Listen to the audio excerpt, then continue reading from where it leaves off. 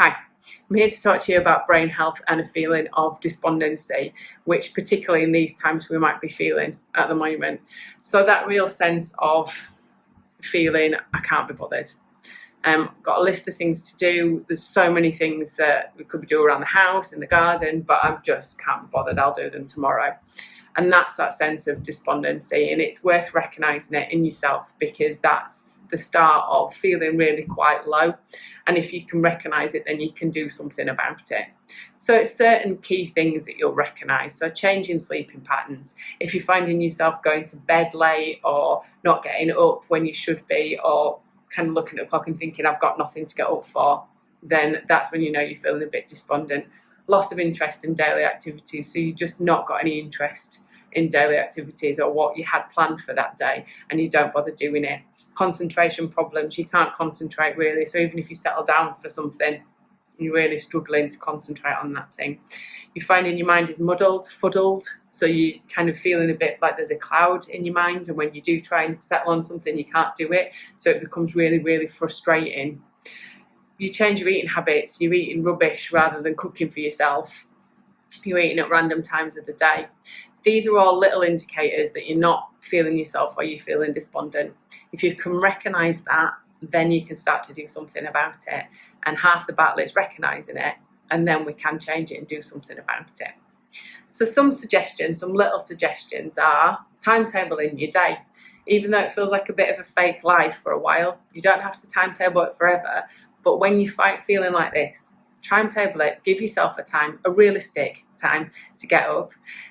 Give yourself a menu for what you're going to cook that day for any of the meals. Give yourself a couple of tasks to do that day and feel like you want to tick them off, that you've achieved them. Don't make them massive if you're feeling like this, make them small. And if you're feeling really fed up, then apply the 5-minute rule. So whatever you've given yourself, just do it for 5 minutes. That's it. Once you've done it for 5 minutes, you can carry on if you want, or you can quit. But you've done it, you've achieved it, 5 minutes. And you can tick things off. So like you would do at work, ticking it off, feeling like, yeah, I've done it. I've got my to-do list and I've sorted it out. The other thing to do is lower expectations. When you feel like this, you need to lower the expectations of what you can achieve. So if you're getting up on time, if you're having regular meals, if you're making sure you're drinking enough water and you're getting out for a walk, well, that's great.